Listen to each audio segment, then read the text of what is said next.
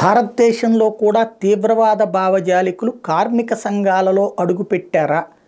సాధారణంగా ఏ నక్సల్ సంఘాలను చూసాం కానీ టెర్రరిస్ట్ సంఘాలు కూడా ఏమన్నా ఎంటర్ అవుతున్నాయా? లేకపోతే కనుక మత మూర్ఖత్వం ఇక్కడ కూడా ఆరంభమైందా కార్మిక సంఘాల్లో?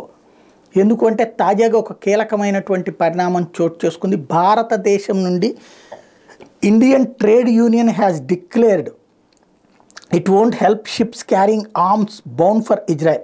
The Wire reported a press release issued by the Water Transport Workers Federation of India on February 14th. It refused to load or unload weapons to Israel on any ships carrying weapons and bound for Israel.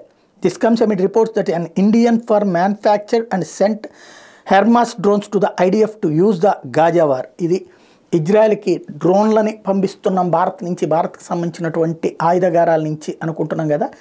ఇక్కడ ఉన్నటువంటి అట్లాంటి ship నుంచి Israel defence ఫోర్స్కి వెళ్ళాల్సినటువంటి డ్రోన్లని మేము load చెయ్యము అని చెప్పి కార్మిక సంఘం అడ్డం తిరిగింది అన్నటువంటిది. ఇజ్రాయెల్కి వ్యతిరేకంగా పాలస్తీనాకి మద్దతుగా, అంటే భారతదేశంలో నరేంద్ర మోడీకి కొత్త సవాల్ విసరబోతున్నారా? ఈ వైర్ అంటే కమ్యూనిస్టు సంస్థ, వాళ్ళు ఇది పెట్టారు అంటే వాళ్ళు ఈ కమ్యూనిస్టు సంస్థ లాంటి వాళ్ళు ఇట్లాంటి తీవ్రవాదాన్ని ప్రోత్సహించే వైపుకి వెళ్తున్నారా అన్నటువంటిది తేలాల్సి ఉంది. అది సోరోస్ ఫండింగ్తో నడిచేటువంటి కమ్యూనిస్ట్ ఐడియాలజిస్టుల సంస్థ కాబట్టి కావాలని ఇజ్రాయెల్ని అడ్డుకోవడానికి ప్రపంచవ్యాప్త తీవ్రవాదులతో, ఏదైతే హమాస్, హౌతీ లాంటి తీవ్రవాదులతో జట్టు కట్టి ఇక్కడ ఉన్నటువంటి కార్మిక సంఘాలు కూడా అడుగులు వేస్తున్నాయి అన్నదే సందేహం.